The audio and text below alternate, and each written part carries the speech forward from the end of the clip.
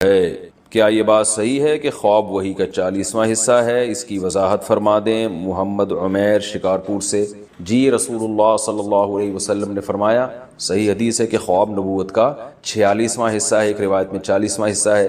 اس حدیث کا مطلب، اور ایک اور حدیث خواب کے بارے میں آپ صلی اللہ علیہ وسلم نے فرمایا، لم یبقى من النبوۃ الا المبشرات، کہ نبوت ختم ہو گئی، خوشخبریاں باقی ہیں۔ صحابہ نے پوچھا خوشخبریاں کیا ہیں؟ آپ نے فرمایا الرؤیا الصالحہ، اچھے خواب۔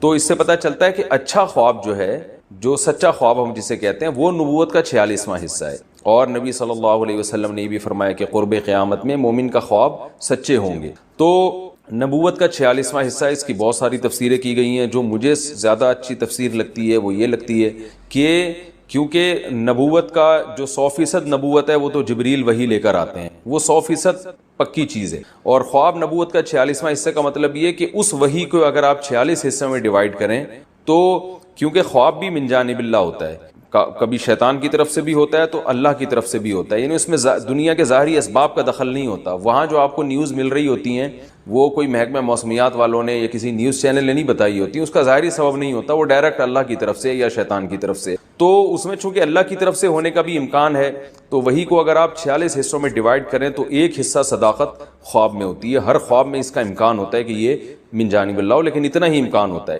اور بعض دفعہ وہ سچا نکل آتا ہے۔ تو اس لیے اس کو بالکل خواب کو کالعدم کرنا بھی ٹھیک نہیں ہے، لیکن 100% اس پہ اعتماد کرنا بھی ٹھیک نہیں ہے، کیونکہ عین وہی نہیں ہے بلکہ وہی کا 46واں حصہ۔ تو اس میں دو انتہاؤں کا لوگ شکار ہیں۔ کچھ لوگ تو جو لبرلز ہیں وہ تو خوابوں کو لفٹ ہی نہیں کراتے، کہتے ہیں جیسا مرضی اچھا خواب آ جائے، ایسے ہی بس خیالات ہیں۔ اور کچھ خوابوں کو حد سے زیادہ بڑھا دیتے ہیں، جیسے ہمارے روحانی ٹوپی ڈرامے جو چل رہے ہیں آج کل، اور خواب سینٹر کھولے ہوئے ہیں، خوابوں کی تعبیر سینٹر کھلی ہوئی ہیں، اور جو بھی فون آ رہے ہیں ان کو خوابوں کی تعبیریں بتا رہے ہیں۔ یہ وہ لوگ ہیں جنہوں نے خوابوں کو ان کی حیثیت سے زیادہ بڑھا دیا۔ تو ہمیشہ سچے خواب نہیں آتے، اکثر تو آپ کے دن بھر جو کام ہوتے ہیں وہ خواب میں آ رہے ہوتے ہیں آپ کو۔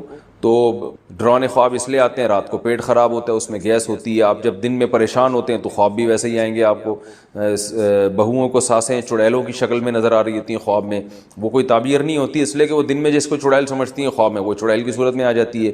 تو یہ سب چیزیں تو ہمارے، یعنی یہ دن بھر کے جو اسباب اور اثرات ہیں نا ماحول کے، وہ ہم رات کو ہمارے دماغ پہ اس کے اثر پڑ رہا ہوتا ہے۔ تو اس طرح کے خوابوں کو لفٹ نہیں کرانی چاہیے۔ اکثر شادی شدہ خواتین کو جٹھانی سانپ کی شکل میں آ رہی ہوتی ہے، تو بلا وجہ اس کی تعبیریں پوچھ رہی ہیں۔ بھائی وہ سانپ اس لیے کہ وہ آپ کی جٹھانی ہے، وہ اگر آپ کی بہن ہوتی تو نہیں آتی سانپ کی شکل میں، پھر وہ خوبصورت فرشتے کی شکل میں آ رہی ہوتی۔ تو اس لیے ان چیزوں کو زیادہ لفٹ نہ کرائیں۔ لیکن بعض دفعہ واقعی خواب سچا بھی ہو جاتا ہے، اس کی تعبیر بھی ہوتی ہے، اور اس کی ایک بڑی علامت یہ ہے کہ انسان کو خود احساس ہوتا ہے یہ سچا خواب ہے، یہ کوئی معمول سے ہٹ کر کوئی بات ہے اور اس میں مجھے اللہ کی طرف سے کوئی گائیڈنس ملی۔ تو اس میں پھر یہ ہے کہ اس میں چند شرطوں کے ساتھ اس پر عمل کیا جائے گا۔ اس کو پہلی بات شریعت کے خلاف نہ ہو۔ نبی صلی اللہ علیہ وسلم کی احادیث سے جو چیز ثابت ہے، فقہ سے جو چیز ثابت ہے، خواب اگر اس کے اگینسٹ ہے تو خواب کو رد کر دیا جائے گا، اور فقہا نے جو دین بیان کیا اس کو لیا جائے۔ کوئی کسی عمل کی فضیلت خواب سے ثابت نہیں ہوتی، کسی عمل کا مستحب ہونا بھی خواب سے ثابت نہیں ہوتا کہ آپ کو خواب میں آ کے یہ فرشتے نے کہہ دیا کہ جو ہے نا آپ تہجد کے وقت 8 رکعتیں پڑھیں تو یہ ثواب ملے گا، تو وہ 8 رکعتوں کا الگ سے کوئی ثواب نہیں ہے، جو تہجد کی ہیں وہی ہیں۔ یا کسی کو آ کے بتا دیا کہ یہ والی تسبیح پڑھو گے تو یہ ثواب ملے گا، تو ثواب ملنا نہ ملنا یہ شرعی معاملہ ہے، یہ قرآن و سنت سے پتہ چلے گا، اس کو خوابوں سے کوئی تعلق نہیں۔ آپ کو آ کے بتا دیا کہ فلاں مولانا صاحب ہے، ان سے مسئلہ پوچھا کرو، وہ بالکل صحیح ہیں،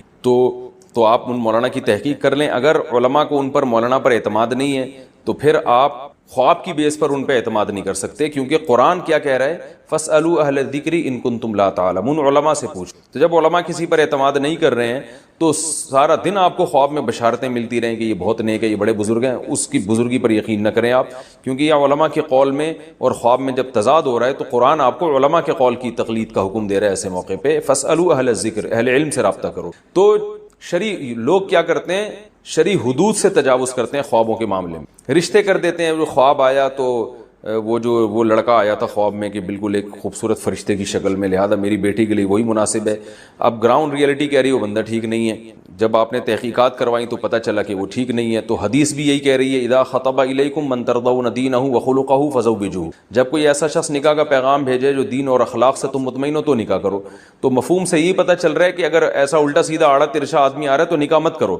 اب خواب میں روزانہ وہ فرشتے کی شکل میں بھی آ رہا ہو، لیکن حدیث ہمیں کہہ رہی ہے کہ اخلاق اور دین دیکھنا ہے آپ آپ نے. تو یہ بہت زیادہ لوگوں میں نا قرآن و حدیث کے مقابلے میں خوابوں کو لا کے کھڑا کر دیا, مشاہدے کے مقابلے میں خواب کو لا کے کھڑا کر دیا. اب مثال کے طور پر مشاہدہ یہ کہہ رہا ہے کہ آپ فلاں جگہ سے اگر جائیں گے تو ڈاکو ہیں, لوگ آپ کو خبریں دے رہے ہیں کہ وہاں جگہ آپ گزریں گے تو وہاں ڈاکو کھڑے ہوئے لوٹ رہے ہیں. آپ کی آنکھ لگ گئی, خواب میں آیا کہ وہاں تو فرشتے کھڑے ہوئے ہیں, ڈاکو نہیں ہیں. اب آپ وہاں سے گزرو گے اس بیس پہ کہ جی مجھے خواب میں بشارتیں آ رہی ہیں, تو یہ آپ کے بیوقوف ہونے کی علامت ہوگی, کیونکہ شریعت نے ہمیں جو لوگوں کی اخبار اور لوگوں کی خبریں ان پر اعتماد کرنے کا ہمیں حکم دیا ہے. ہم جو حدیث میں بھی تو لوگوں کی خبر پہ اعتماد کرتے ہیں نا, تو ثقہ لوگ جب کوئی خبر دیں گے تو اس کو مانا جائے گا. تو یہاں یعنی خواب سے بڑھ کر جب کوئی دلیل آئے گی ہمارے پاس تو پھر اس دلیل کو فوکس کیا جائے گا, خواب کو رد کر دیا جائے گا. ہاں آپ کا خواب کسی دلیل سے نہیں ٹکرا رہا تو پھر اس پر عمل کرنے میں کوئی حرج نہیں. تو اس لیے یہ سب چیزوں کا اگر خیال ہو تو پھر خواب کی ایک حیثیت ہے, ورنہ اس سے لوگ گمراہ بھی بہت ہو رہے ہیں. سب اس دونوں چیزوں کا خیال کرنے چاہیے جاگنے کے بعد. اچھا ایک اور چیز یہاں پر یہ بھی ہے, آپ کے اعمال اچھے نہیں ہیں, لوگوں کو خواب آ رہا ہوتا ہے میں مجھ سے اللہ خوش ہے اور میں جنت میں ٹہل رہا ہوں, تو وہ بلا وجہ خوش فہمی کا شکار ہو جاتے ہیں کہ ہمیں اللہ کی طرف سے بشارت ملی. تو یہ خواب اللہ کی طرف سے نہیں ہے, یہ شیطان کی, کیونکہ آپ کی حرکتیں ٹھیک نہیں ہیں. آپ نہیں جانتے تو محلے والوں سے پوچھیں, وہ آپ کو بتا دیں گے. معذرت یعنی میں آپ سے میری مراد جو لوگ میرا اس وقت کلپ نہیں سن رہے ان کی بات کر رہا ہوں. تو محلے والے بتا دیں گے, بیوی بتائے گی آپ کی اس کی حرکتیں ٹھیک نہیں, پھر بھی آپ کو خواب میں بشارتیں آ رہی ہیں. اس کا مطلب ہے کہ یہ شیطان ہے جو آپ کو بدعمل بنا رہا ہے, آپ کو تھپکیاں دے دے کے جنت دکھا رہا ہے اور اس خوش فہمی میں مبتلا کر رہا ہے کہ آپ جنت میں جائیں گے. تو اس سے کیا ہوگا, آپ گناہوں پر اور جری ہوں گے. ایک خاتون کا میرے پاس فون آیا کہ میرا بھائی کا انتقال ہو گیا, میں جنت میں ٹہلتے ہوئے دیکھ رہی. میں نے کہا کہ وہ نماز پڑھتا تھا, کہہ رہی نماز تو کبھی نہیں پڑھی اس نے. تو میں نے کہا پھر یہ جنت میں ٹہلنے والے خوابوں پہ بالکل اعتماد نہ کریں. بے نمازی کے لیے جو قرآن کہہ رہا ہے وہ تو جہنم کی آگ ہے, تو بس بھائی کے لیے رو رو کے دعا کریں.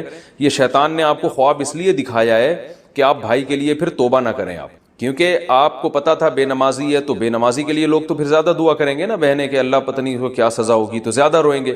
اب خواب آ گیا جنت میں ٹہل رہا ہے, تو اب آپ نے اس کے لیے دعا نہیں مانگنی, اس لیے کہ یار وہ تو چلو جنت میں چلا گیا, اب کیا دعا رہ گئی. تو شیطان چاہ رہا ہے کہ وہ پیچھے جو لوگ دعا مانگتے تھے نا وہ بھی نہ مانگے. تو یہ پہلے عمل ہے, بعد میں یہ ساری چیز. ہاں آپ کے نیک اعمال ہیں, اچھے اعمال ہیں, گناہوں سے بچنے کی توفیق مل رہی ہے آپ کو ماشاءاللہ, اور جو ہے آپ دین پہ مضبوطی سے قائم ہیں. پھر خواب میں اگر خوشخبری مل رہی ہے جنت کی تو پھر یہ اللہ کی طرف سے یقیناً تسلی, کیونکہ یہ خواب دلیل شرعی سے ٹکرا نہیں رہا ہے بلکہ دلیل شرعی اس خواب کی اور تائید کر رہی ہے. پھر اس خواب کو جو ہے نا ایک تسلی کے طور پر بیان بھی کیا جا سکتا ہے اور تسلی بھی ہو سکتی ہے, الحمدللہ بھائی اللہ کی طرف سے خوشخبری مل رہی ہے. اسی طرح آپ کے اعمال بہت اچھے ہیں, آپ شریعت پہ مکمل چل رہے ہیں, اپنی طرف سے جتنی کوششیں کر رہے ہیں, خواب میں آپ جہنم کی آگ میں جل رہے ہیں, تو بھی مایوسی کی ضرورت نہیں ہے. یہ شیطان ہے جو آپ کو عمل سے ہٹا رہا ہے, مایوس کر رہا ہے, کیونکہ اللہ نے کہا جس کا عمل اچھا ہوگا اس کو جنت میں لے کے جاؤں گا. تو اس لیے پہلے عمل بعد میں یہ خواب, یہ پوری بھی. فرمائے جس نے مجھے خواب میں دیکھا تو تحقیق اس نے مجھے ہی دیکھا, اس لیے کہ شیطان میری صورت نہیں بنا سکتا. یعنی ہم جب کسی کو خواب میں دیکھتے ہیں تو ہو سکتا ہے شیطان وہ صورت بنا کے آ گیا وہ ہمارے سامنے, لیکن نبی نے بتایا کہ میرے معاملے میں شیطان ایسا نہیں کرتا, وہ میری صورت نہیں بنا سکتا. تو آپ کو اگر خواب میں لگے, یقین ہو کہ آپ نبی کو دیکھ رہے ہیں, تو یہ خواب سچا ہے, نبی ہی کو دیکھ رہے ہیں. لیکن اس بارے میں چند باتیں سمجھنا بہت ضروری ہے. پہلی بات, نبی صلی اللہ علیہ وسلم کو خواب میں دیکھنا یقیناً بہت بڑی فضیلت کی چیز ہے, لیکن اس سے زیادہ فضیلت یہ ہے کہ آپ کے اعمال درست ہوں. بعض دفعہ لوگ نبی صلی اللہ علیہ وسلم کی خواب میں زیارت کرتے ہیں اور یہ سمجھ بیٹھتے ہیں کہ ہم بہت نیک ہو گئے ہیں, حالانکہ وہ اعمال ان کے ٹھیک نہیں ہوتے. تو یاد رکھیں, اگر آپ کسی کبیرہ گناہ میں مبتلا ہیں تو روزانہ بھی اگر آپ کو نبی کی زیارت ہو رہی ہے تو اس خوش فہمی میں نہ رہے کہ آپ جنتی ہیں, یہ خوب سمجھ لیں, یا آپ اللہ کی نظر میں محبوب ہیں. کیونکہ قرآن اور سنت میں بہت زیادہ اللہ نے یہ مضمون بیان کیا ہے کہ جو گناہ کرے گا وہ سزا پائے گا. ان الذین یکسبون الاثم سیجزون بما کانوا یقترفون, بے شک وہ لوگ جو گناہ کرتے ہیں قریب ان کو اس گناہ کی سزا ملنے والی. تو اس کے لیے اصول ہے توبہ کرنا. تو اعمال پہلے ہیں, یہ چیزیں یہ دوسرے درجے میں آتی ہیں. سب سے پہلے آپ اعمال کیا اختیار کر رہے ہیں. تو اگر آپ کو روز بھی زیارت ہو رہی ہے, ایک مثال دے رہا ہوں, تو اگر آپ کے اعمال صحیح نہیں ہے تو آپ خوش فہمی میں نہ آئے کہ میں اللہ کا محبوب بندہ بن گیا ہوں یا نبی کا میں محبوب. چاہے نبی روزانہ آپ کو خواب میں آ کے شاباش ہی دے رہے ہوں تو بھی آپ اس خواب سے متاثر نہ ہو. اس خواب کی ایک تعبیر ہوگی جو علماء آپ کو بتائیں گے آپ کے اعمال کو سامنے رکھ کر. تو اس لیے علماء کہتے ہیں کہ سب سے پہلے آپ اپنے عمل کو فوکس کریں. برا عمل کر رہے ہیں, روزانہ خواب میں زیارت ہو تو خوش فہمی میں مبتلا نہ ہو.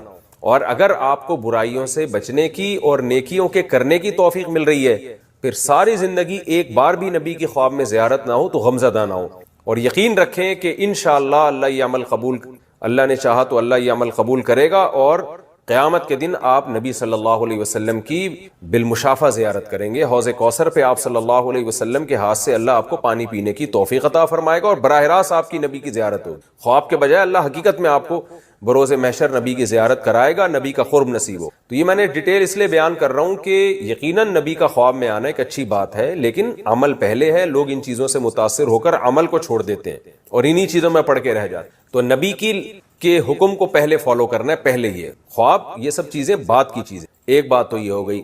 دوسری بات یہ کہ یہ بات تو ٹھیک ہے کہ جس نے نبی کو خواب میں دیکھا اس نے نبی کو دیکھا، لیکن اس خواب میں نبی نے کسی کو کوئی حکم دیا یا کوئی بات کی تو اس خواب کی تعبیر نکالی جائے گی، اور وہ تعبیر ایسی ہوگی جو قرآن و سنت سے متصادم نہ ہو، قرآن و سنت سے ٹکرا نہ رہی ہو۔ اس کی میں ایک مثال دیتا ہوں۔ ایک عالم کا کسی سے بحث ہو رہی تھی توحید کے مسئلے پر، وہ بات کر رہے تھے توحید کی، اور جس سے مناظرہ ہو رہا تھا وہ بات کر رہے تھے شرک کی، یعنی وہ شرک کو اسلام میں داخل کرنا چاہتے تھے۔ تو کیا ہوا ہے کہ اس عالم کو نبی صلی اللہ علیہ وسلم خواب میں آئے، اور کہا جاتا ہے، یہ واقعہ بیان کیا جاتا ہے، واللہ عالم، اب یہ واقعہ کتنا مستند ہے یہ تو اللہ ہی جانے، لیکن اس سے جو مضمون ثابت ہو رہا ہے وہ مضمون بہرحال صحیح ہے کہ نبی صلی اللہ علیہ وسلم نے خواب میں ان کو بتایا کہ وہ جو عالم تھا نا، یعنی جو شرک کو پروموٹ کر رہا تھا، اس کے بارے میں بتایا کہ وہ ٹھیک کہہ رہا ہے۔ تو ان عالم نے کہا کہ یا رسول اللہ، آپ کی بات میرے لیے سر آنکھوں پر، آپ خواب میں آ کے مجھے ایک بات کہہ رہے ہیں،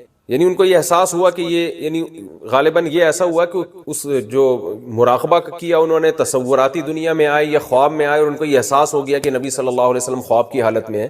تو یا رسول اللہ، آپ کی جو جاگتی حالت میں ہمیں جو احادیث پہنچی ہیں اور آپ کی جو تعلیمات پہنچی ہیں، اس میں آپ سے ہی توحید ثابت ہے، آپ سے شرک ثابت نہیں ہے، تو میں آپ کی ان باتوں کو لوں، یہ خواب کی